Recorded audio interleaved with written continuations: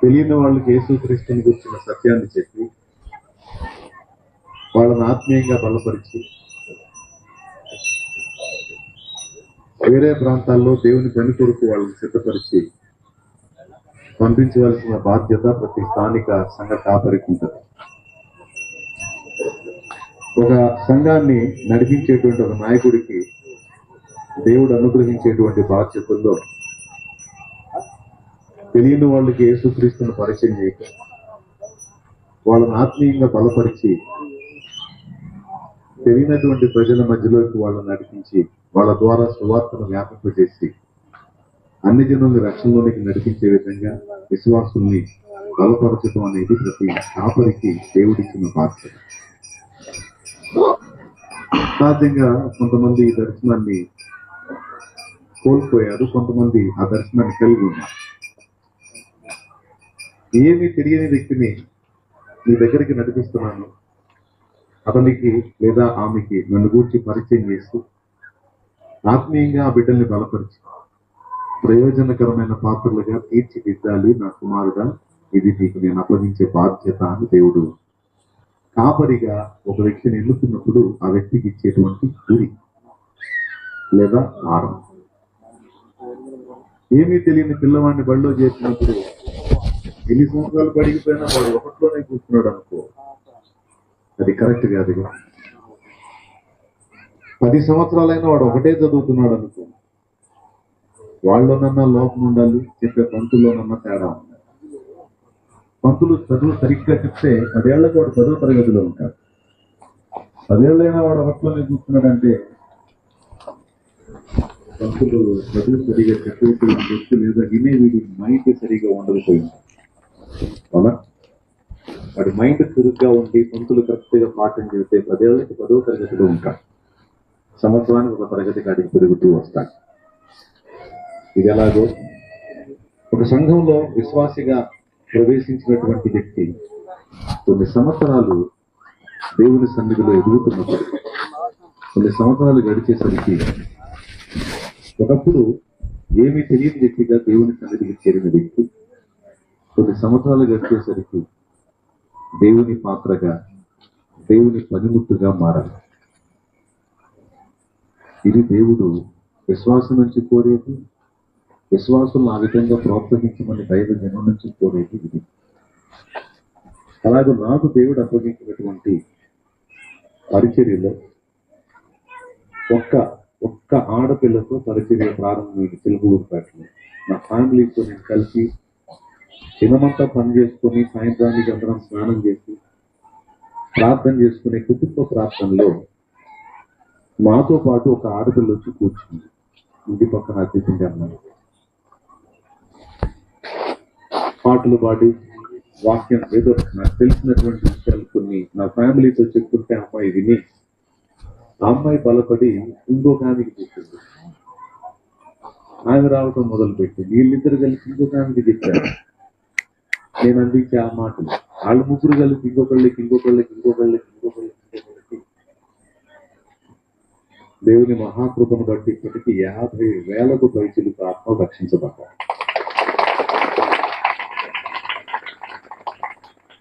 దీనికి పునాది ఒక్క ఆడపిల్లతో ప్రారంభమైంది. సహజంగా ఏదో చిన్న చిన్న పరిచర్యలు చోట ప్రారంభమైనప్పుడు కొంతమంది హేళన చేస్తారు, ఎగతాళి చేస్తారు, తేలిగ్గా మాట్లాడతారు. నేను పరిచర్య మొదలుపెట్టినప్పుడు వాస్తవంగా నేను సేవ చేద్దామని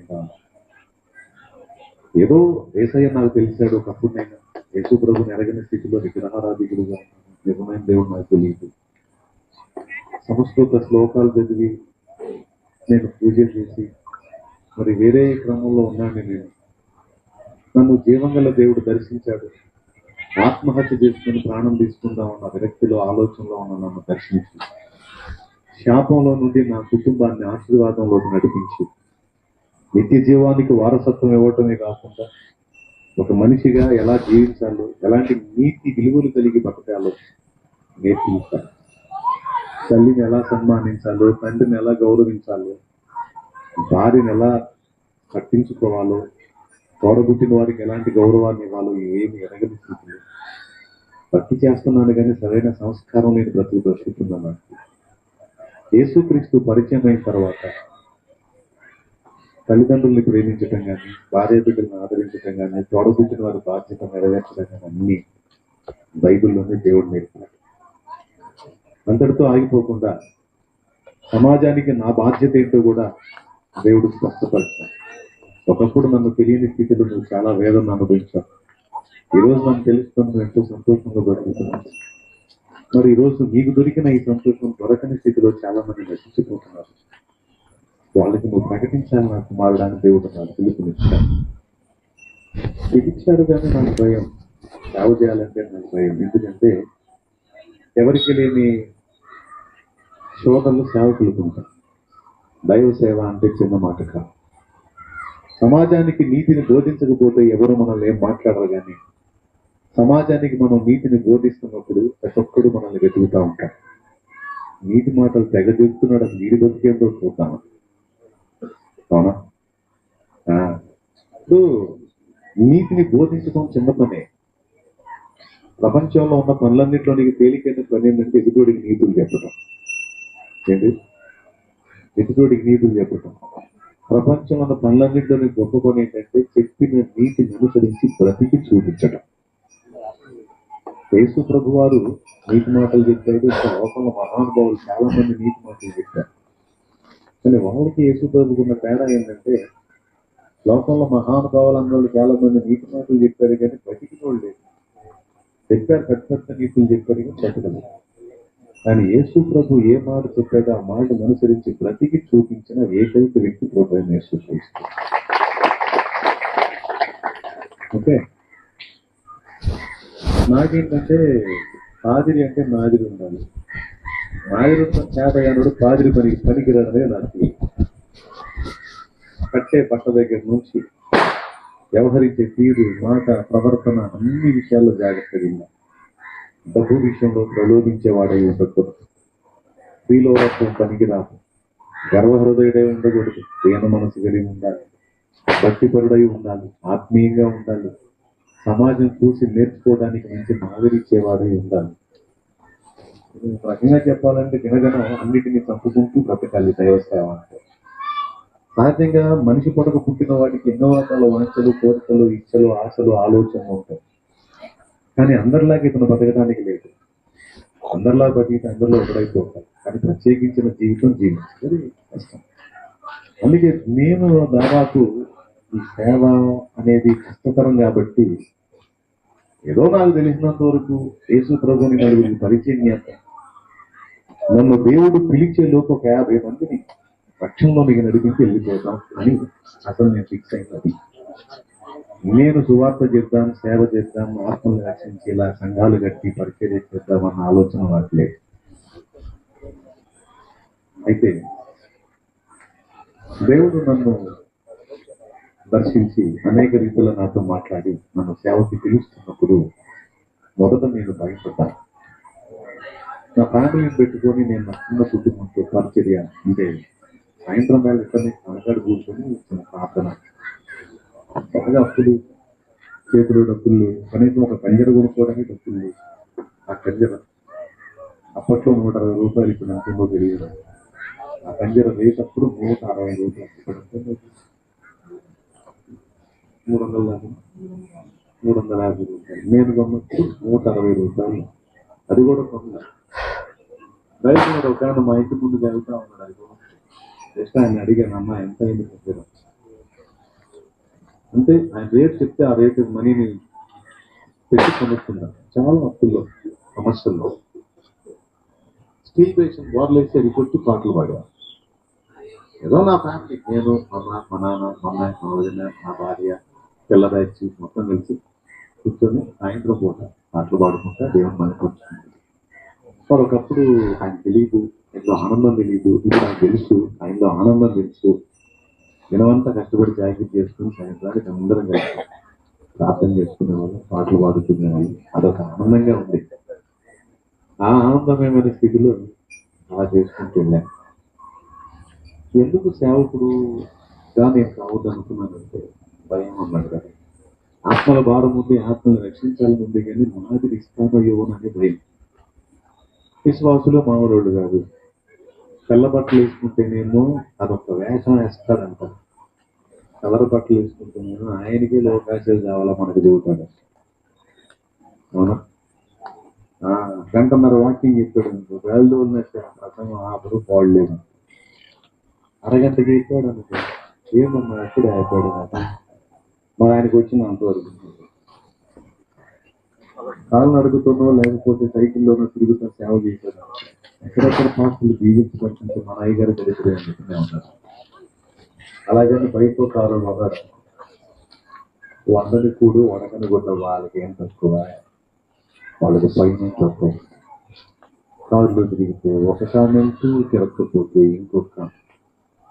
ప్రభు నన్ను ఆనందించండి, మరలా చెప్పుదును ఆనందించండి అని ప్రభులు అన్నాడు కనుక ఎప్పుడు దైవజనుడు సంతోషంగా తిరగాలి అని తిరుగుతున్నాడు. మన అయ్యగారు ఎప్పుడు ఎదుర్కొంటూ తిరుగుతారు. సిలువ భారం ఉండదు, కన్నీటి ప్రాంతం ఉండదు, అంటారు. ఇలా అన్నారు కదా అని పాపం కన్నీళ్లతో విషణ వదనంతో తిరుగుతున్నాడు. ఆయన మాత్రమే పుట్టి వేసుకుంటారు. అత్యంత మన ఎక్కువ చేయి పెట్టారంటే బాగా దరిద్రం ఉన్నాయి. ఉన్నది బాధలన్నీ కాపాడుతుంటారు. అవునా? ఈ కష్టాలు అవసరమా మనకి? ఏదో అంత పని చేసుకుని కూర్చోబడింది దేవుడి ప్రవాస చేసే ఎక్కువ అనేది నాకు ఇంకా చాలా ఉన్నాయండి. అడిగితేలేను సేవకుడు అంటే మరి దినదినం సావనమా సేవ అంటే సావుకు సిద్ధపడి రావాలి. కాబట్టి మన వల్ల కాదులే అని సాక్షిలో వచ్చాయి. దేవుడు మన మామూలుగా జీవితంగా ఆయన పొందాలో ఆయన వచ్చాడు. తిన్న తిరిగి దొంగలను పడింది వస్తావరా రావరా సేవ చేశాడు. దేవుని కృపను బట్టి 2006వ సంవత్సరంలో యేసుక్రీస్తుని ప్రకటించడానికి కంప్లీట్ గా సంపూర్ణ సేవకి 2006లో తీర్మానం చేసుకున్నాం. మీరు ఇంట్రెస్ట్ గా వింటారు కదా, దూరం వెళ్ళాలి కనుక డైరెక్ట్ మొదలు పెట్టేస్తాను. దేవుడు స్తోత్రం గట్టిగా చెప్పండి. ఇక ఆ విధంగా పరిచర్య మొదలుపెట్టి చిన్నగా ఒక్కొక్క ఆత్మ దేవుని సందర్భం నడిపించారా. ఈరోజు ఎక్కడో కూడా చాలా మొదలైంది. అదేం లేదు. ఈ బాటిల్లో దాహం అయితే నేను ఈ బాటిల్లో నీళ్లు తాగి బాటిల్ తెచ్చుకుంటారా, ఇచ్చిన మొదలు తెచ్చుకుంటారా? అంతే. సో నేను ఈ బాటిల్ అనుకోండి నీకు చేసాను. మీకు నాలుగు ఉపయోగం జరిగితే మేలు జరిగింది. ఒక పాట అయినా మాట అయినా ఏదైనా మిమ్మల్ని ఆదరిస్తుంది. అది మీకు అందించింది నా ప్రభు అయిన యేసుక్రీస్తు. స్తుతి మహిమ ఘనత ప్రభావం అన్నీ ఆయనకే చెందినవి. ఆయన అనేది నా లైఫ్ లో లేకపోతే, నా జీవితాన్ని చేత పట్టకపోతే కేరా ప్లాట్ఫామ్ నా బతుకు ఎక్కడుంటుందో నాకు తెలియదు. ఈ పాటికి కోసం తెచ్చుగా ఈరోజు సజీవంగా ఉన్నాను. 10 మందికి నేను క్రీస్తుని గురించి పరిచయం చేస్తున్నాను అంటారు. ఆయన బ్రతికించిన బ్రతుకు, ఆయన ఇచ్చిన లైఫ్. ఆ తర్వాత తెలుగుపేటలో పరిచర్య మొదలుపెట్టి కొంచెం ఒక సంవత్సరం చేసిన తర్వాత రెండవ పరిచర్యగా నేను వెళ్ళిన ప్రాంతమే విప్పర్లపల్లి. విప్పర్లపల్లి అంటే తెలుగుపేటకి ఇంచుమించు 35 కిలోమీటర్ల దూరంలో ఉంటే ఒక ఊరు. అది కూడా నేను ఎందుకు పోయానంటే చిలకలూరుపేటలో ఒక పరిచర్య చేస్తా, సంతోషపడతాను. ఓ రోజు నరసరావుపేటలో ఒక ప్రార్థనా కూటం జరుగుతుంటే అక్కడికి వెళ్ళా. అక్కడికి వెళ్తే ఆ రోజు వాక్యం చెప్పడానికి వచ్చిన వ్యక్తి ఈ కాళ్ళు చేతులు రెండు ఇలా బెండ్ అయిపోయి బాగా ఉంటారు కదా, జాగ్రత్తగా. ఈ ఛాన్స్ మళ్ళీ ఎప్పుడు వచ్చిందో రాదో మనకు తెలియదు. అయిపోయి దాటి వెళ్ళిపోయానంటే ఇక మళ్ళీ ఇది స్వప్నం లాగుంటుంది. దేవుని స్తోత్రం, హల్లెలూయా. దేవుని గుర్తుపెట్టుకుని వినండి జాగ్రత్తగా. కాళ్ళు చేతులు రెండు అలా బెండ్ అయిపోయి ఉన్న ఒక వ్యక్తి ఇక్కడ తీసుకొచ్చి ఆయన గుర్తుల్లో కూర్చోబెడితే ఆయన వాక్యం చెప్తున్నాడు. కనీసం తన పని తను చేసుకునే స్థితిలో అతను లేదు. కాళ్ళు చేతులు అట్లా బెండ్ అయిపోయి వాక్యం చెప్పాడు, అయిపోయింది, సంతోషం వేసింది. అసలు ఈ కండిషన్ లో ఉన్న ఇతను దేవుడిని నమ్ముకోవడమే గొప్ప విషయం. అయితే సేవ చేస్తున్నారు అనుకుని పోవటం ఎలాగ ఆయన దగ్గరికి బ్రదర్ వయసు లేదా నిజంగా మీరు ఇలాంటి కండిషన్ లో ఉండి దేవుడిని సేవ చేస్తున్నారు, దేవుడికి ఒక బ్రదర్ అన్నారు. ఓకే, ఎక్కడ చేస్తున్నారు బ్రదర్? 3 స్థలాల్లో చేస్తున్నాను అన్నారు. ఆయన మనిషి మొత్తం కలిపి 3 అడుగులు ఉంటుంది. ఆ ఉన్న ఆ చిన్న పర్సనాలిటీకి కాళ్ళు చేతులు మొత్తం బెడ్ అయిపోయి జస్ట్ ఒక ముందే లాగుంటారు. ఆయన ఒక మనిషి తీసుకొచ్చి కూర్చోబెట్టాలి, మైక్ కూడా పెట్టాలి, అన్ని సెట్ చేస్తే కానీ ఆ కొంత ఒక కుటుంబానికి దాన్ని ఉపయోగించి సువార్త చెప్తారు. ఆ కండిషన్ లో ఉన్న ఆ వ్యక్తి 3 సంఘాలు ఆ మాట చెప్పిన తర్వాత నాకు కళ్ళు చేతులు ఇలాగ బెండ్ అయిపోయి ఉన్నాడు. 3 ప్రాంతాల్లో పరిచయం చేస్తే తొమ్మిదిలా ఉన్నాను. ఆట ఎక్కిస్తే కనీసం 100 కేజీలు 70-80 కేజీలు తక్కువ కూడా నిలబడితే టాప్ 2 బాటలు ఏ లోపం లేకుండా నేను ఎందుకు అట్లా, నేను ఎంత చేయాలి? కాబట్టి ఏదో ఒక ప్రాంతంలో చేస్తున్నానని అల్ప సంతోషంతో ఆగిపోకుండా ఇంకా చెయ్యాలి అనే ఆలోచన ఆ రోజు ఆ వ్యక్తిని చూసినప్పుడు సిగ్గనిపించింది. ఇప్పుడు నేను మొదలుపెట్టిన 2వ పరిచర్య విప్పర్లపల్లి పరిచర్య. ఆ విప్పర్లపల్లిలో పరిచర్య మొదలుపెట్టినప్పుడు దానియేలు భార్య అక్కడ సంఘంలో విశ్వాసిగా వచ్చింది. దానియేలు అనే తమ్ముడు ఇక్కడ వచ్చి చేస్తున్నాడు కదా తను. అప్పటికి దానియేలు ఉన్నాడు.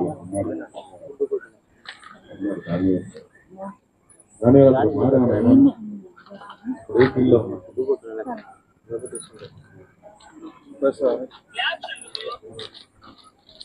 సాగుడులో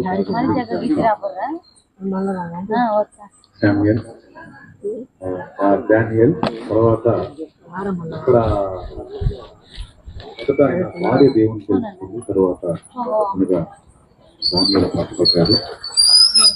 మారుమంది రక్షణలోకి వచ్చి ఈరోజు ఈ ప్రాంతం ఊరు వేరు, ఈ ప్రాంతం వేరు, ఇక్కడికి వచ్చి కొంతకాలంగా దేవుణ్ణి ప్రకటిస్తూ ఉన్నాడు. ఏదో కొద్ది మంది ఇక్కడ వచ్చి ఆరాధిస్తూ ఉన్నారు. ఒక 20-25 మంది పరిస్థితి జరుగుతూ ఉన్నారు.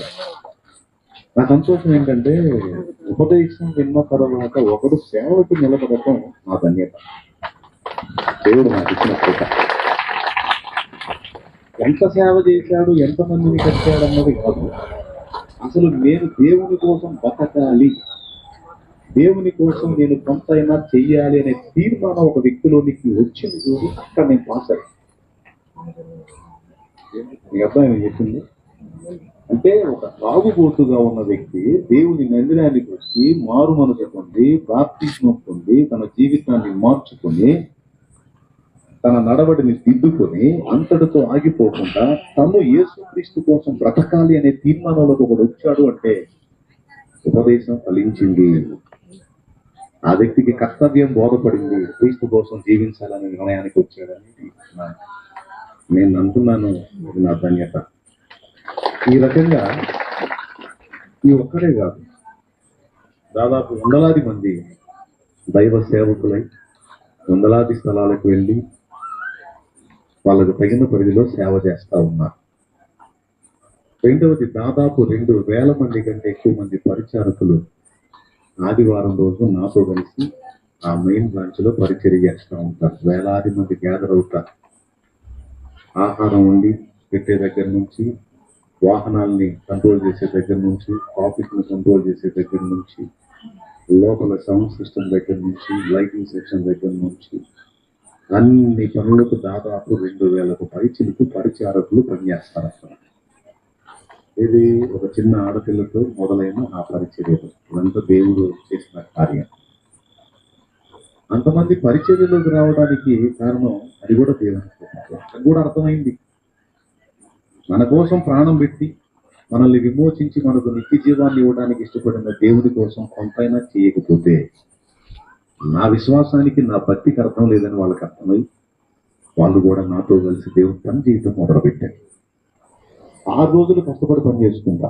ఆదివారం ఒక్కరోజు వాళ్ళకి సెలవు రోజు అయితే ఆ సెలవు రోజు తెల్లవారుజామున 5ంటికి మందిరానికి వచ్చి సాయంత్రం 5ంటికి ఇంటికి పోతారు. అంటే వాళ్ళకున్న ఆ సెలవు రోజు పూర్తిగా దేవుని సన్నిధిలో వాళ్ళు ఇళ్ళకి చేరేసరికి కొంతమంది 5ంటికి 7ంటికి 10ంటికి కూడా మామూలుగా వాళ్ళు పని చేసుకొని వ్యాపార ఉద్యోగాలు చేసుకునేటప్పుడు డైలీ సాయంత్రం 6ంటికల్లా ఇంటికి చేస్తారు. కానీ ఆదివారం సెలవు రోజు వాళ్ళు ఇంటికి చేరేటప్పటికి 10 కూడా అయింది కొంతమంది. అంటే ఉండేది ఒక ఆదివారం కదా, హాయిగా రెస్ట్ తీసుకోవచ్చు కదా, ఒక చికెనో మటనో వండుకొని శుభ్రంగా హాయిగా ఉండొచ్చు. అంటే 6 రోజులు మా కోసం బతుకుతున్నాం, ఆదివారం ఒక్క రోజున దేవుని పని చేయకపోతే సమయం ఉందన్నా అని వాళ్ళ. అంటే ఇదంతా మీకు ఎందుకు చెప్తున్నాను అంటే,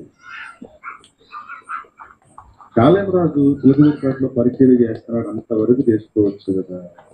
ఈ ఊళ్ళు తిరగటం ఎందుకు, ఆవురు తిరగటం బాధ్యత. దేవుని కృపలో రక్షణ పొందినటువంటి వాళ్ళందరినీ దేవుని పనిముట్లుగా సాధనాలుగా తీర్చిదిద్దడానికి దేవుడు నాకు బాధ్యత అప్పగించాడు. ఏమీ తెలియని స్థితిలో దేవుని సన్నిధిలోకి వచ్చిన వారిని దేవుని కొరకు బ్రతికేవారుగా చేయడానికి దేవుడు నాకు పిలుపునిచ్చాడు. అందుకు తగినట్టుగా నేను కష్టపడాలి, వాళ్ళకు బోధించాలి, వాళ్ళకి నేర్పించాలి. వాళ్ళు దేవుని కోసం బతికేటట్టు వాళ్ళని మీరు నమ్ముతారో నమ్మరు. 3 ఆడపిల్లలు కలిసి సువార్త ప్రకటించి దాదాపు 1100 మందికి పైచలు కాకుండా రక్షించారు. ఆడపిల్లలు నమ్ముతారు అని 1000 మంది కూర్చున్నారు ఒక రోజు సభలో. వీళ్ళని పిలిచారు ఫోటోలో, సీనియర్ సేవకులు వచ్చి కూర్చున్నారు. ఆడపిల్లలు నిలబెట్టి మాట్లాడాలి. నేను చెప్పినాను మాట్లాడేటప్పుడు మొదలు పెట్టినప్పుడు వెటకారం చేసిన వాళ్ళు అయిపెట్టుకుని కన్నీళ్లు పక్కన నుంచి లేచినారు. అంటే కొన్ని సంవత్సరాలు ఆత్మీయ నాయకత్వం కింద ఎదిగిన బిడ్డ ప్రార్థన చేసే విషయంలో కానీ, ఉపదేశం చేసే విషయంలో కానీ, ఇతరులకు సువార్త చెప్పే విషయంలో కానీ ఎదగాలి. లేకపోతే నీ భక్తి కర్తవ్యం ఎన్ని సంవత్సరాలు గడిచిందా, వస్తున్నావు నేర్చుకున్నది ఏంటి, ఎదిగింది ఏంటి, ప్రకటించింది ఏంటి, ఫలించింది అలా. నువ్వు ఒక 75 ఏళ్ల వయసు ఉన్న ముసలివాడు, పెద్ద ఆయన 70 ఏళ్ల ప్రాయంలో తెలుసుకున్నాడు ప్రభు. తర్వాత ఆయన ఈ ఉపదేశాన్ని ప్రకటించడం మొదలుపెట్టి దాదాపు ఇప్పటికి 190 పైసలు ఆత్మల రక్షణలో నడిపించారు. 75 ఏళ్ల ప్రాయం. చదువు అక్షర జ్ఞానం లేదు, అంతమంది రక్షణ నడిపించారు. ఇవన్నీ మీకు ఎందుకు చెప్తున్నానంటే, సమస్యలు, బాధలు, అప్పులు, ఆర్థిక ఇబ్బందులు, నానా రకాల కష్టాలు, రోగాలు, ఇరుకులు, ఇబ్బందులు మీ అందరికీ ఉంటాయి నాకు తెలుసు. మీకేంటి, లోకంలో ప్రతి నరుడికి ఉంటాయి. అయితే వాళ్ళకి తెలియంది మనకున్నది ఏంటంటే దేవుని కృప. మనకి యేసయ్య ఉన్నాడు, మనకు నిజమైన దేవుడు తెలుసు. దేవుణ్ణి తెలుసుకోనప్పుడు మనకు బాధలు ఉన్నాయి, తెలుసుకున్న తర్వాత కూడా మనకు బాధలు. ఎంతమంది వస్తుంది?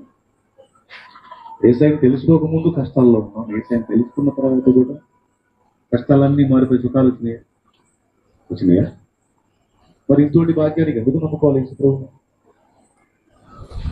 పరిస్థితులు మారలేదు కదా. వెళ్ళేద్దాం. స్తోత్రం. యేసు ప్రభువుని ఎందుకు నమ్ముకోవాలంటే, ఈ భూమి మీద మనం భోగాలు అనుభవించడానికి ఇలా యేసయ్యని నమ్ముకో, పాప క్షమాపణ పొంది నిత్య జీవాన్ని స్వతంత్రించుకోవడానికి మనం యేసు దగ్గరకు వచ్చాం. అంటే ఎంతటి వాడైనా ఈ లోకంలో ఆటే కాలం రావాలి. జవసత్వాలు కొంచెం బాగుండి మనిషి వెర్రవీగుతాడు, చూస్తాను ఏదో ఒకటి గడిచి ఎత్తుతాడు. పరదేశులను ప్రియుల కూడా తీస్తాం. ఉన్నాగా జీవితం తాత్కాలికం, శాశ్వతం అది. అందుకని మనం ఫస్ట్ నిత్య జీవాన్ని కోరి యేసు ప్రభు దగ్గరికి వచ్చాం. నిత్య నరకాన్ని తప్పించుకొని నిత్య జీవం చేరడానికి మనకు బదులు మన పాపాల నిమిత్తం ప్రాణం పెట్టి తిరిగి లేచిన దేవుడు యేసు ప్రభు ఒక్కడే అని తెలుసుకొని ఆయన దగ్గరికి వచ్చాం. ఈ లోకం కోసం వచ్చాము, ఆ లోకం కోసం వచ్చాము. పెద్దగా చెప్పాను. బాప్తీసం పొందేటప్పుడు కూడా ఏ లోకాన్ని ఆశించి వచ్చామని చెప్పాను? ఈ లోకాన్నిగా. అయినా మరి ఈ లోకంలో కూడా కొన్ని సంవత్సరాలు ఉండాలిగా. ఆ ఉన్న సంవత్సరాలకు అక్కడ సుఖంగా ఉండాలి కదా. ఈ బాధలేంది, అప్పులేంది, కష్టాలేంది, కన్నీళ్ళేంది, రోగాలేంది, నేర్పులేంది, పిల్లలు మాటిన పాటలేంది, పెద్దాళ్ళు త్రాగుడేంది, పిల్లల త్రాగుడేంది, పురువేషణాలేంది, వాళ్ళ చదువులు సంఖ్యలేంది, కష్టపడి చదివిన జాబులు రాకపోవటం ఏంటి, ఆ? ఏంది బాధలు ఏంది?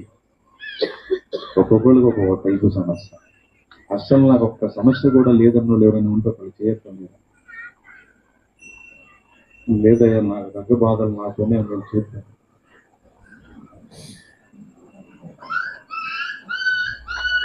నీకేం బాధ తల్లి? నేను చెప్పిన దానికి ఏం బాధ? గుడ్డడానికి పడికి పోవాలి, అది దాని బాధ. వాళ్ళు చెప్పే సగం అర్థం అవుతాయి, సగం అర్థం కాదు. ఏం చేస్తాను నాకన్నా అనుకుంటా పోతుంటాను. దాని బాధ అనుకుంది చేయొచ్చు. ఎగ్జామ్లో పాస్ అవుతాను, ఫెయిల్ అయితే ఇంటికి అడుగుతారు, బళ్ళు స్కూల్లో అంటారు. అన్ని బాధలే, మనకంటే ఎక్కువ బాధలు పిల్లలు పాపం. వాళ్ళకి దసరా సెలవులు వస్తున్నట్టు మామూలుగా ఉన్న వాళ్ళకి దేవుని స్తోత్రం. సరే వినండి, బాధలు లేని మనిషి అంటే ఎవరు? అవునా? ఈ లోకంలో ఉన్నంత వరకు బాధలు మనుషులు వెంటాడుతానే. అయితే ఒక్క మాట చెప్తానండి, నిత్య జీవాన్ని ఇచ్చే యేసయ్య మనకున్నాడు కదా. మనకు నిత్య జీవం ఇవ్వడానికి, నిత్య నరకం నుంచి మనల్ని రక్షించడానికి ప్రాణమే పెట్టాడు కదా. అంతసేటు మనల్ని ప్రేమించాడు కదా. అంతసేటు ప్రేమించినోడు ఈ బాధల్ని తీసేయవచ్చు. కానీ మనం ఆ బాధల్లోనే ఆయన కూడా నలుపుతాం. ఆయన నమ్మకం ముందు బాధలే, నమ్మిన తర్వాత బాధలు. కొంతమందికి అది ఎక్కువ, కొంతమంది ఫీలింగ్ అది. అందులో రాసుకున్నాను, నమ్ముకున్న తర్వాత ఇంకా కష్టాలు ఎక్కువైపోయింది. దానికి కారణం చెప్తాను కదా. యేసు ప్రభుని నమ్ముకోక ముందు మనకు వచ్చే శ్రమలు మనల్ని నిజమైన దేవుడి దగ్గరికి నడిపించాలి.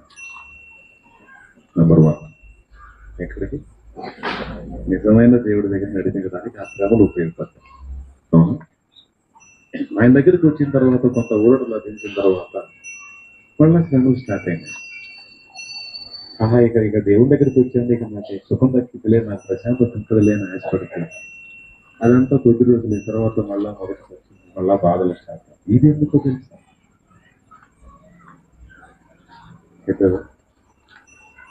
ఇశ్రాయేలీయులు ఐగుప్తులో నుంచి బయటకు వచ్చినప్పుడు వాళ్ళు బయటికి రావడానికి ఎన్ని రోజులు వచ్చిందో 40 సంవత్సరాలు. అంతేనా? ఇంకేం ఆలోచన చెప్పండి, ఎన్ని ఏళ్ళు పట్టింది? రైట్.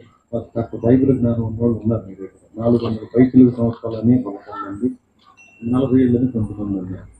మీ ఇద్దరు చెప్పిందే తప్పు. ఒక్క రోజే పట్టింది. నా ప్రశ్న మీరు సరిగా వినగా, ఇశ్రాయేలీయులు ఐగుప్తు నుంచి బయటికి రావడానికి వాళ్ళకి ఒక్క దినమే పట్టింది. ఓకే, అవును. నేను అడిగిన ప్రశ్న ఏంటి? ఇశ్రాయేలీయులు ఐగుప్తులో ఎన్ని ఉన్నారంటే 430 అనాలి. ఐగుప్తు నుంచి బయటకు వచ్చి అరణ్యంలో ఎన్ని ఏళ్ళు నడిపించబడ్డారంటే 40 ఏళ్ళు. అది కదా. వాళ్ళు బయటికి రావడానికి ఎన్ని రోజులు, ఎన్ని ఏళ్ళు పట్టిందంటే ఒక్కటే రోజు, ఒక్క దినం అంతే వాళ్ళందరినీ బయటికి తీశాడు మోషే. ఓకేనా? బిడ్డలారా, లోకంలో నుంచి మనం ప్రత్యేకించబడటానికి ఒక రోజు, మారు మనసు పొందండి, పాప క్షమాపణ నిమిత్తం బాప్తిస్మం పొందండి అని నాలాంటి దైవజనుడు నేనే పిలిచాను అనుకో. నువ్వు బాప్తిస్మం పొందడానికి 5 సంవత్సరాలు పట్టిందా? చాలా ఏమన్నా పొందుతానన్నా అంటే ఒక పూట ఈ క్షణంలో ఇచ్చేది అప్పుడు వచ్చాను. ఎప్పుడైతే మారు మనసు పొంది బాప్తిస్మం పొందావో లోకం నుంచి నువ్వు వేరుపరచాలి. డౌట్ లేదు. ఎంతమంది ఒప్పుకుంటారు? లోకం నుంచి మనం ఏమైనట్టు? లోకమే లోకమేమో లోక సంబంధులు, మనమేమో లోక సంబంధులు. ఒక్క రోజులో మనం చేంజ్ అయ్యేది, మార్పు చెంది వేరుపరచబడి. కానీ దేవుడికి కనపడుతున్నాయంటే దేవుని తెలియకుండా ఏమి లేవు.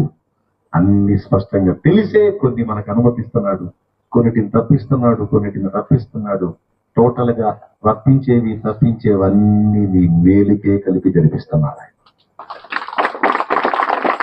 ఇది ఖచ్చితంగా వాక్యం చెప్తున్న సత్యం. ఏమేమి లెక్క పెట్టాడు? నెంబర్ 1, తలవెంట్రుకలు లెక్కేటువంటి అంత సీరియస్ దేవుడికి. ఒక్కొక్క తల్లి అనుకుంటది, అసలు ఎందుకు పుట్టానో నాకే అర్థం కావట్లేదు. ఒక్కొక్క ఆయన అనుకుంటాడు ఏంటో నా బతుకు అర్థం ఏందో ఏమో, అసలు ఎందుకు పుట్టానో ఏమో. ఎప్పుడన్నా మీకు అనిపించింది బాగున్నప్పుడు కాలే కష్టాలు వచ్చిన కరెక్ట్లో ఉన్న ఆడేలా కాలేదు, నాకే వస్తే మీకు రాలేదు. నా బతుకు పాడు ఎందుకు పుట్టానో ఎందుకు బతుకున్నా బతుకే అనిపించలేదు ఎప్పుడు, ఎందుకు ఉంటుంది అనిపించలేదు.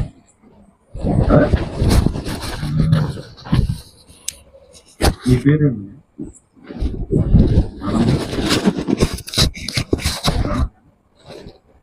లోకంలో మగవాళ్ళు లేక నువ్వు పుట్టావా?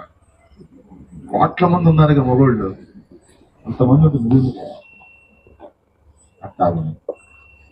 నీ పేరేమన్నా సుంకమ్మ? సుంకమ్మ ముందు మహాలక్ష్మి కూర్చోదా, పర్లేదు ఏం కాదు. సుంకమ్మ, ఆడోడు లేక నువ్వు పుట్టావా? కోట్ల మంది ఆడపిల్లలు ఉన్నారు కమ్మా, నువ్వు ఎందుకు? మహాలక్ష్మి, ఆడోడు లేక నువ్వు పుట్టావా? ఆడోడు తక్కువై పుట్టావా? ఆనంద్, మగవాళ్ళు తక్కువై పుట్టావా? ఇక్కడ కూర్చున్న వాళ్ళందరినీ నేను అడుగుతున్నాను, మీరు పురుషులు స్త్రీలు అయి ఉంటారు. పురుషులు తక్కువయ్యారని మీరు పుట్టారా, స్త్రీలు తక్కువయ్యారని మీరు పుట్టారా? ఒక్క మాట చెప్పండి. కోట్ల మంది పురుషుల్ని చేసినా ఆయనకి తృప్తి కలగల. కోట్ల మంది పురుషుల్లో ఆనంద్ అనేవాడు ఒకడు ఉంటే బాగుండు అనుకున్నందుకు ఆనంద్ అనే వాడికి జన్మ వచ్చింది, జీవితం వచ్చింది, ఉనికి వచ్చింది. ఎవరనుకుంటే? లేకపోతే సుంకమ్మ అయినా మహాలక్ష్మి అయినా వాళ్ళు అనుకుంటే పుట్టలా, వాళ్ళ తల్లిదండ్రులు అనుకుంటే పుట్టాల. చాలా మంది కోట్లాది మంది ఆడవాళ్ళని చేసి అలా లేదు, వీళ్ళతో పాటు సుంకమ్మ కూడా ఉంటే బాగుంది అనుకున్నందుకు సుంకమ్మకు జన్మ వచ్చింది, మహాలక్ష్మి జన్మ.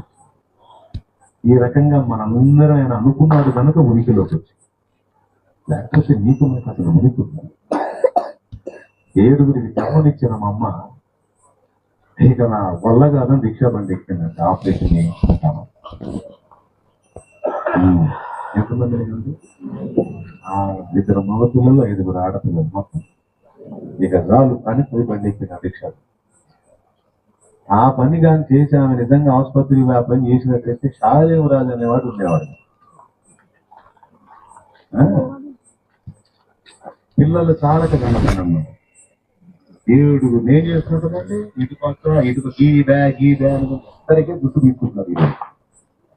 ఫోటో ఒకళ్ళు పుడితేనే కొట్టుకుంటారు ఆ ఒకళ్ళ దగ్గర, 2 పుడితే ఇంకా దుట్టు తీసుకుంటారు, 3 పుడితే ఇంకా చెప్తారు కదా. అట్లాంటి 7 ఏం చేసుకుంటారండి. కానీ అమ్మ ప్రణాళికలో లేదు, నాన్న ప్రణాళికలో లేదు, కానీ ఆయన ప్రణాళికలో నేననేవాడిని ఒక ఉండాలనుకున్నాను. భిక్షా బండి ఎక్కిన బండిని తీశాడు నా తాత. అమ్మని కన్నా నాన్న, అమ్మా ఇంకొక కాంత ఉంచుకోమ్మా ఆయన బాగా. 5 ఆడపిల్లల్లో ఒక బాగా చనిపోయింది, 2 మగబిడ్డల్లో ఒక బిడ్డను దొంగిలించాడు. అర్థమైందో? 6 ఉన్నారు, 7లో ఒక పాప చనిపోయింది, 4 ఒక మగబిడ్డ దొంగిలించాడు. అప్పుడు 5, 4 ఆడపిల్లలు ఒక్కడే మగబిడ్డమ్మా, ఒక కాము చూస్తున్నా కానీ తోనే ఉన్నప్పుడు పడేమో అన్నారు. ఎక్కిన వాడిని దిగి, అప్పుడు మనం దిగాం. దేవునికి స్తోత్రం కలుగుతుంది. ఎవరయ్యా నా గురికి ప్రణాళిక ఎవరిది? ఇప్పుడు నీ గురించి నువ్వు చెప్పమ్మా. ఇక్కడే అవునా? దేవుడు అనుకోకపోతే ఎందుకు ఊరికి చాలాసార్లు అనుకున్నా, ఎందుకు నేను ఎందుకు పుట్టాను, ఆ బస్సు కరెక్ట్ మీద అనుకున్నాను. దేవుడికి తెలియకుండా నువ్వు భూమికి పుట్టావా? నువ్వు పుట్టక ముందే నీ జీవితం మొత్తాన్ని చదివి నువ్వు అనేదానికి, నువ్వు అనేవాడిని తెలుగులోకి రావాలని అనుకుని నీకు లైఫ్ ఇస్తావు. అనవసరంగా పుట్టానని ఎందుకు అనుకుంటున్నావు? పిచ్చి మాట ఎప్పుడు అనుకోవు.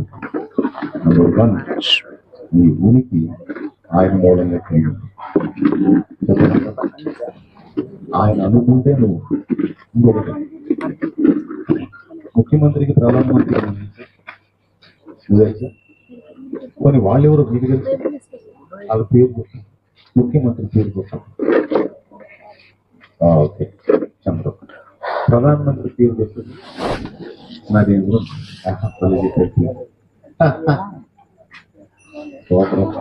చదువుకున్న ఒకసారి నేను అడుగుతున్నాను, మీరు వాళ్ళకి తెలుసా? సరే, ఒక ఆయన ముఖ్యమంత్రి, ఒక ఆయన ప్రధాని. అమెరికా ప్రెసిడెంట్ ఎవరు? ట్రంప్ పెట్టారు. ట్రంప్. ట్రంప్ అమెరికా ప్రెసిడెంట్ ట్రంపే కదా? ట్రంప్ పెట్టా ట్రంప్ ట్రంపే కదా? అమెరికా ప్రెసిడెంట్ కూడా తెలుసు మనకి. అమెరికా ప్రెసిడెంట్ తెలుసు, ఇండియా ప్రధాని తెలుసు, ఆంధ్రప్రదేశ్ ముఖ్యమంత్రి. ఒక మాట, ప్రపంచం మొత్తంలో ఉన్న ఎన్ని దేశాలు ఉన్నాయో అన్ని దేశాల్లో ఉన్న మనుషులందరినీ సృష్టించి అన్ని దేశాల మీద ప్రభువుని, అంటే రాజులు ఏర్పరిచి వాళ్ళందరికీ రాజులకు రాజు, ప్రభువులకు ప్రభు అయి ఉన్నవాడు ఎవరు? పెద్దగా చెప్పండి. ఆయనకు తెలుసు. ఎవరికి? ఆయనకు తెలుసు. నీకు ఆయన తెలుసు, ఆయనకి నువ్వు కూడా తెలుసు. కానీ మీకు తెలియదు. ఈ మంత్రులు